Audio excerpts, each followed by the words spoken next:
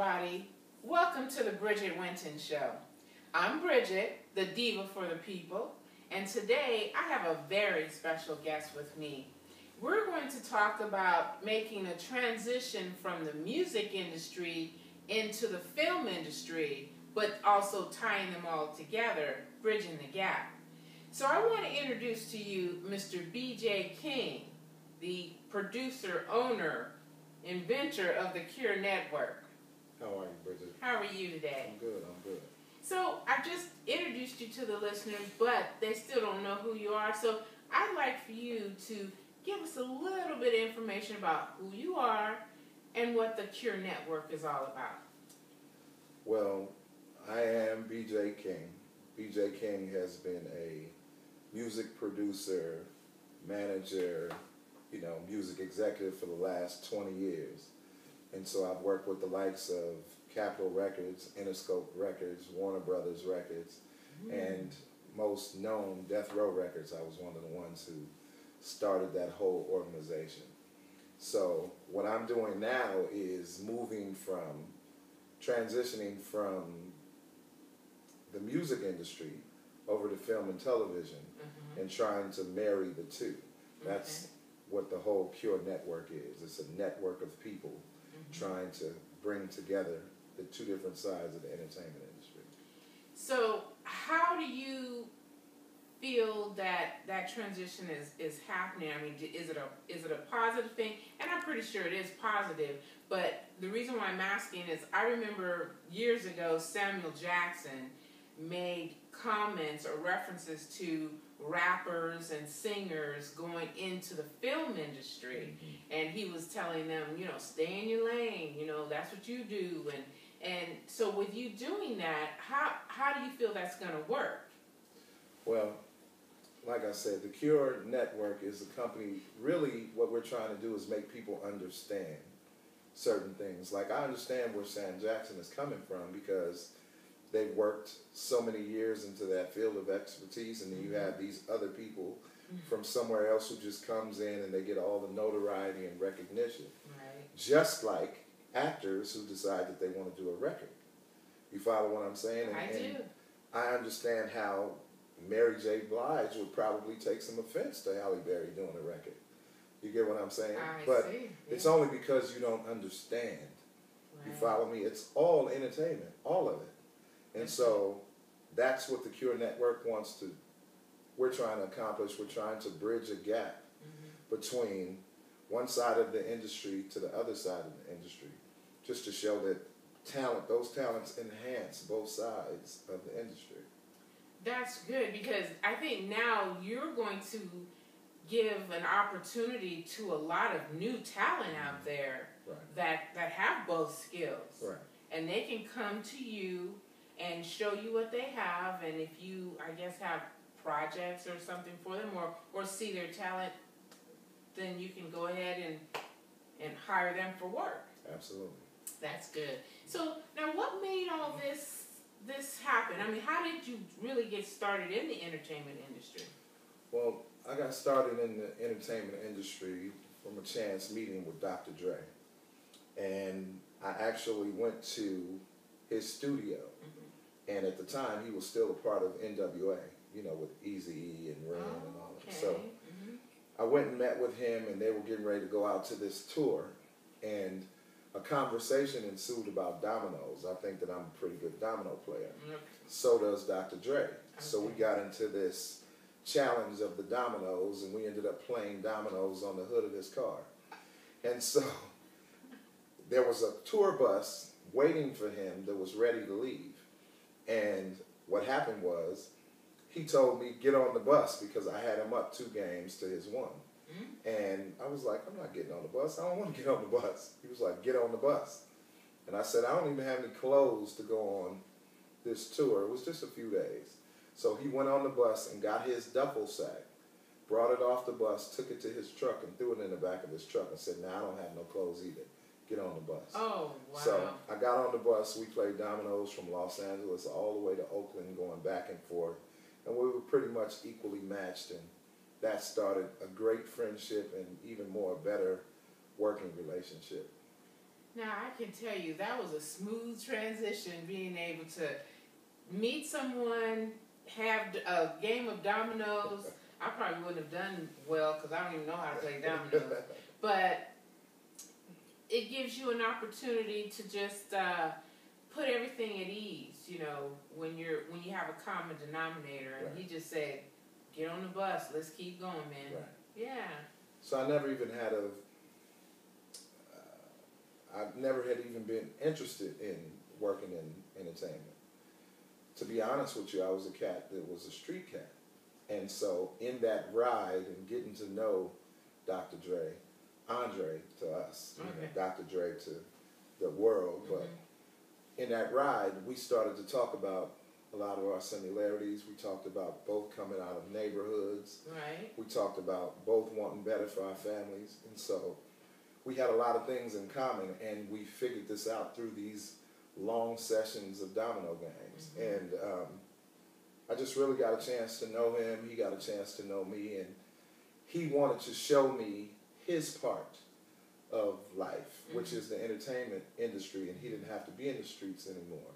And so that's why the Cure Network, this company that I'm in control of, I want to introduce people who are not familiar with certain areas to another side of the world that they might not have the means or avenues to get to. Right. You get what I'm saying? Right. So that's why it's important that we get past the barriers that people try to put up of this is my world versus this is your world, and marry the worlds, and we could all make it, we can all be successes, and we'll just do well, you know, if we work together.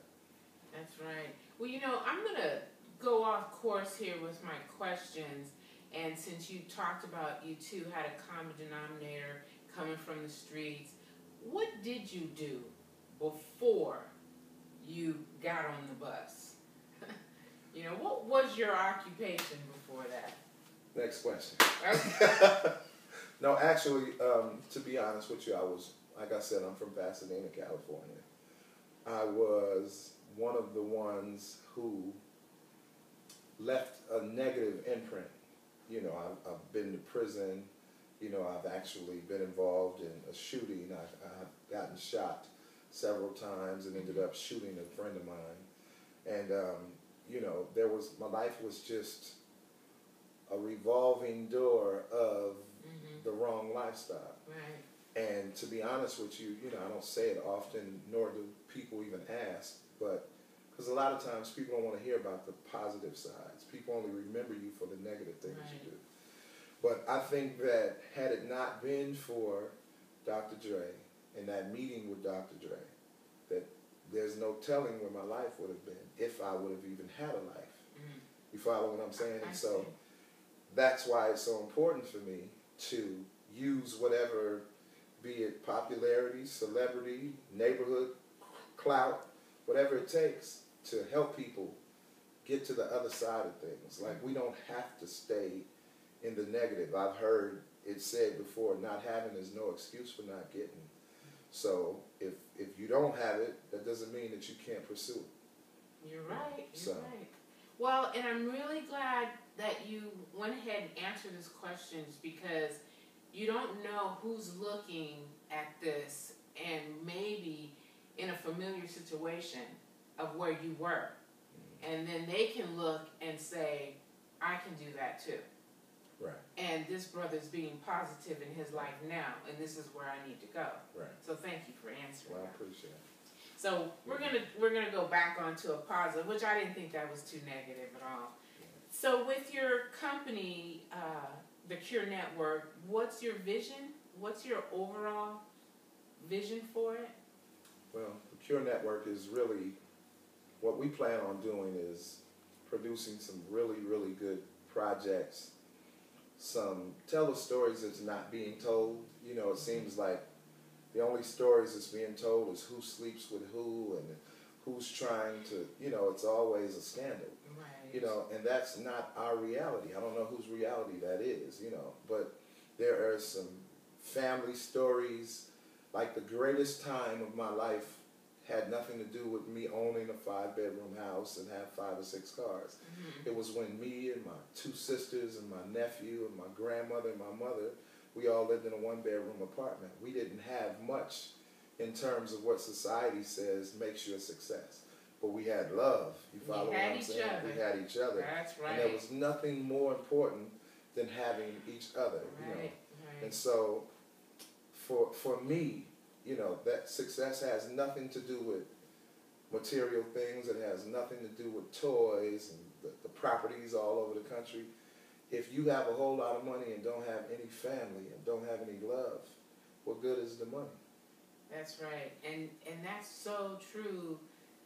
That kind of gives you, that does give you the inspiration to reach back and help your family that was there for you and supported you. And when you do feel that love, whatever you do in your life at this point, you know, you have the support and the upbringing to keep your vision just focused. Right. That's awesome. That's really good.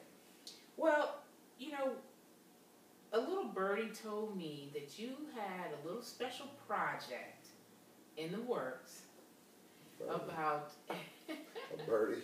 a little birdie that you had. Wasn't my publicist, right? It was just a birdie. Oh, I don't know who that is. But you made a project that tailored around Miss Loretta Devine. Can you tell me about that? I love Miss Loretta Devine. So do I. And I'm sure she probably would fall all over this project that you have for her. Well, actually, I met Miss Devine not long ago, and she was actually shooting a film, and I was on the set with my friend. It was a friend of mine's film. And I met her, and I kind of alluded to the fact that I have this project that I'm working on for her, and she wanted me to give her some insight on what the project was, and I told her, no, not yet. And so the project really is, it's the greatest story never told. It's a story about a nurse that everyone loves, and she's special and doesn't know why she's special.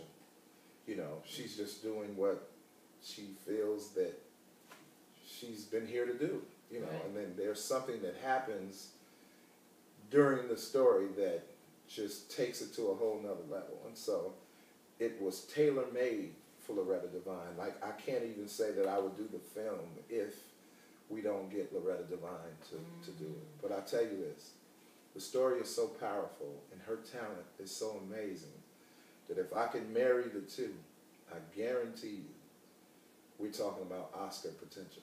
And you heard that from this young cat who just started a year and a half ago, you know, but I know that just with what I believe, if you put the right pieces in place and then you let God do what he's going to do. There you go.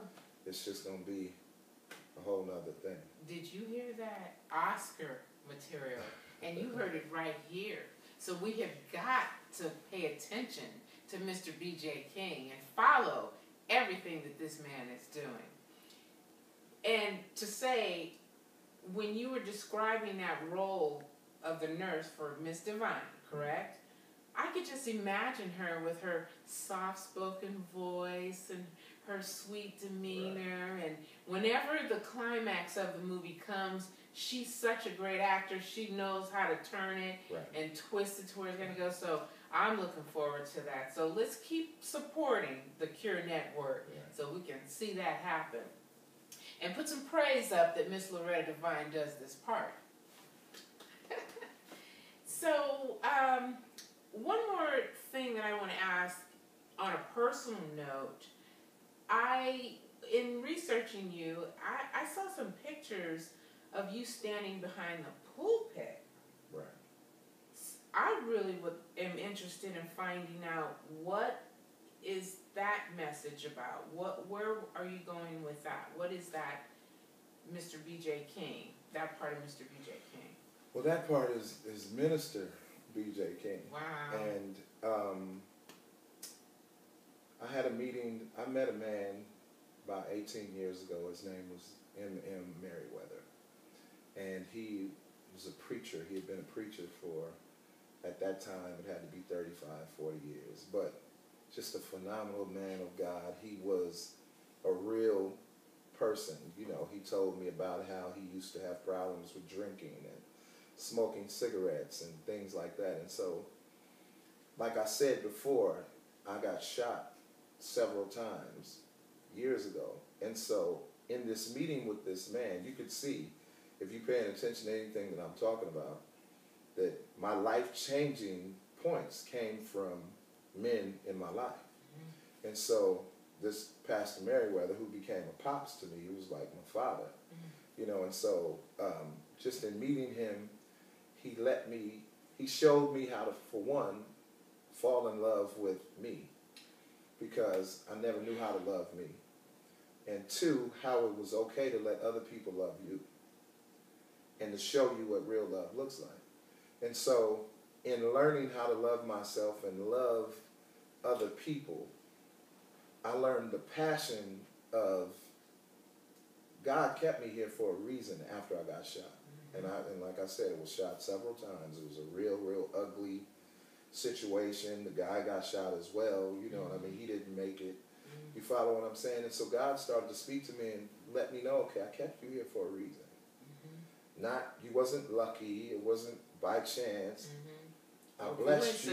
It wasn't a coincidence. I kept you here for a reason. And so everywhere I've been and everything that I've worked at, everybody looks up to me. Even in this year and a half of the film industry, I have people already who look up to me and they want to work with me. And this is not even my forte, so to speak, right? But just knowing that I have this kind of anointing on my life, right? It's important for me to steer people into the right way of doing things, because sometimes God allows us to go around the block to get us across the street. There you go. Because we think we know everything, you know. And so, had somebody grabbed me when I was 8, 9, 10 and showed me some things, I wouldn't have went down some of the avenues that I went down. And so, by me being a minister, I just have decided to put God's needs first. I'm still a man. I'm not perfect. I'm not a saint, anything like that. But I am willing to put my personal agenda to the side to be what God needs me to be, to bring people closer to Him. Amen. Did that answer your question? I think I'm through. But I'm far from through, but that is really phenomenal. Now, have you been ordained, or are you going through that? I've been licensed and ordained for 5 years. Oh, that is wonderful. I even have a ministry that I started in Pasadena for the neighborhood where I grew up, called Hood Church. Oh. Yeah, and what Hood Church is just real healing, real church, no big hats, no makeup, no high heels. As you come in, sometimes you may smell weed, sometimes you may smell liquor, sometimes they might not be so clean, or I might not be so clean, but it is to come as you are, and let's really, really get into the wants and the needs of our people, and just try to do what it's going to take to get to that common goal. You know, church has tainted what God really needs us to be. Religion has ruined people's true vision of God. And so what I'm trying to do is take all that stuff away, all the stuff that does not matter. You know, the last episode, I would call it, that we had of Hood Church that was held in Pasadena, there was people standing up talking about, you know, I've been clean and sober for 8 years and nobody has celebrated me. You know, I have been married and with the same husband or the same wife for 3 or 4 years and nobody celebrates me. But if I was the one that was sleeping around town, everybody would be calling, Facebook would be popping, you can Instagram the picture of me with the girl in the restaurant. So like I said earlier, people want to remember you for the negative things that you do and not the positive things. So it's time for us to put a little paint where it ain't and put some positive stories out there so people could see the good things that our community is doing. Yes. That leads me up to my next question, but you kind of answered it already. And it was going to be, what's going to set you apart and what's going to make you different from all of the other rappers and singers that have done what you're doing, getting in the film industry, you know, Ice Cube, right. you know, Ice-T. They have made that transition and they're in charge of their production companies. But what was going to make you different? But you answered that. You know, you're coming from a whole new perspective of telling a story. Well, I'll say this. Ice Cube is doing very, very well. And Ice-T is doing very, very well in this industry. People are getting sick of going to one avenue for what is supposed to be a success. Like Tyler Perry can only do so many movies. Great movies, phenomenal movies, and all that, but he can only do so many movies. And so it's getting to the point now when we're at the Oscars. It's only one film out of 300 films that even is considered for black people. As a matter of fact, this year I don't think we had a nominee at all. Yeah, you're right. So, and what happened was, a few years back, we had 2 winners. Right. The next year, we had none. The next year, we had a runner-up. Right. And this year, we had none. And so, I was saying we had that little girl.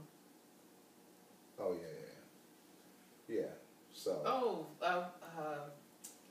what's her name? I have my producer in the background telling me for Beast of the Southern Wild. Was that Right. the name of the Right. movie? The little girl, the youngest, matter of fact, Right. African American. And unfortunately, at this point, I don't know how to pronounce her name, but she's a gorgeous little girl. She is. Gorgeous But little the girl. point I was making is that we're in an industry of 300 nominations, and we're satisfied with 2 African American films. Well, You follow what I'm saying? I follow what you're saying, and when you say we, I guess it's a big population of we, but not we as a whole. And I would say the NAACP Image Awards, that's why they are here, but we do need to go over into more diverse mainstream to get more of our African Americans recognized, whether it's in music, television, history within itself. And you're correct on that.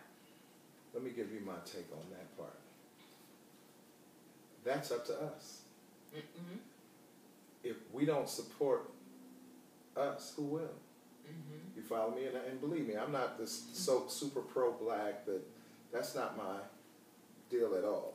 But what I'm saying is that if we were making more films and we were supporting those films, if we were talking up each other as opposed to talking up everybody else, if we called some of these super producers and directors out, like you see what they did with Red Tails, with Lucas. They had been on him forever, and he finally just decided to do it, and it turned out to be one of his proudest films. Right. So, projects, right. So, I think that we can't complain about the way things are if we're not doing something to change it.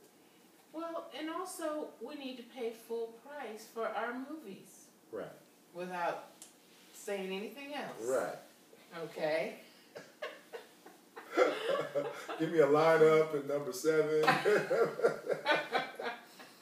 Oh, and I'll take that over there right. too. You're right. Well, this has been very, very enlightening, and I am very honored to have interviewed you for our show. And I definitely want to keep up with you and do more progressive interviews so we can see where you're going and how you're doing. And I do know you have something coming out.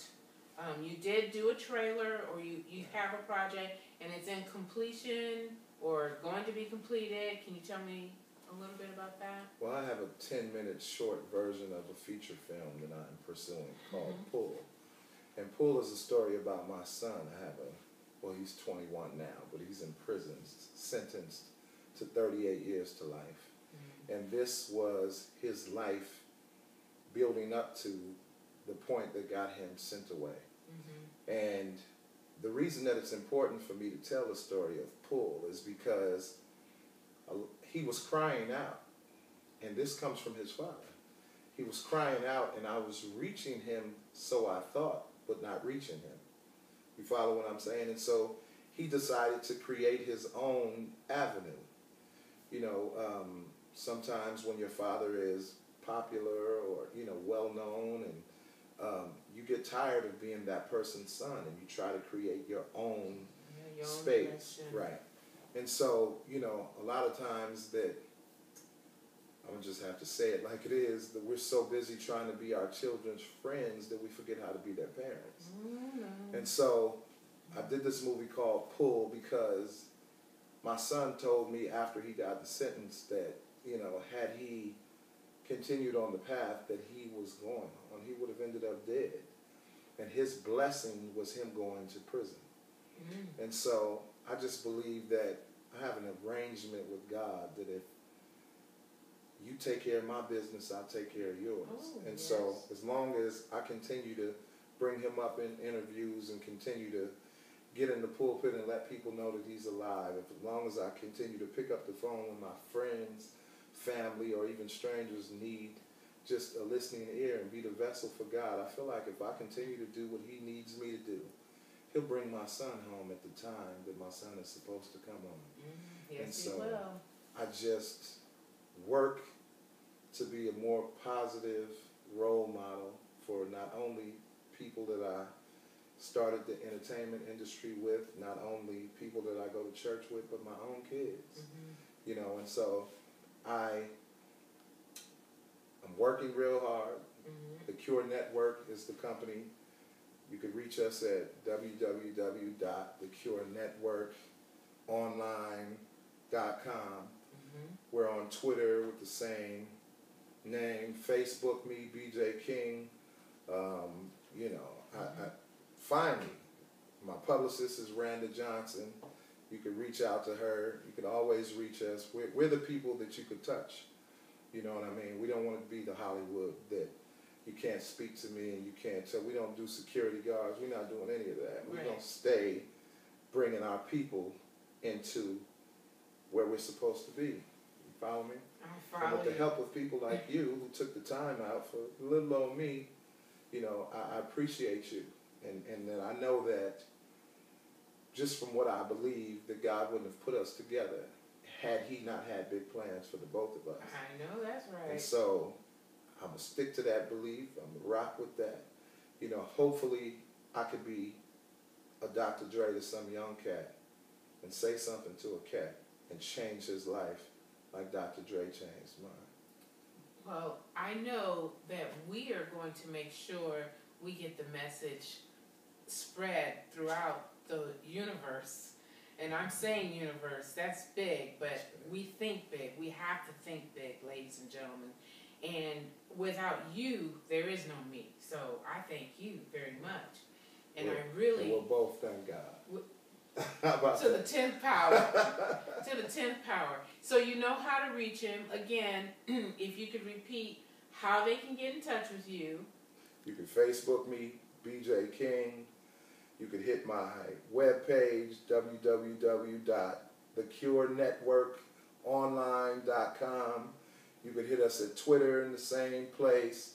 You can reach out to our publicist, Randa Johnson, Manning. Hook her up, hit her up. You can reach us. If not, you can hit my girls, Bridget. She'll get in touch with us. We're not going to be too far away. I guarantee you that this year and the next years to come, it's going to be a different look. We're going to make sure that it's a different look from here on out. Your man, BJ King. God bless you. And with that said, I want to send out a God bless you and thank you for tuning in to the Bridget Winton Show.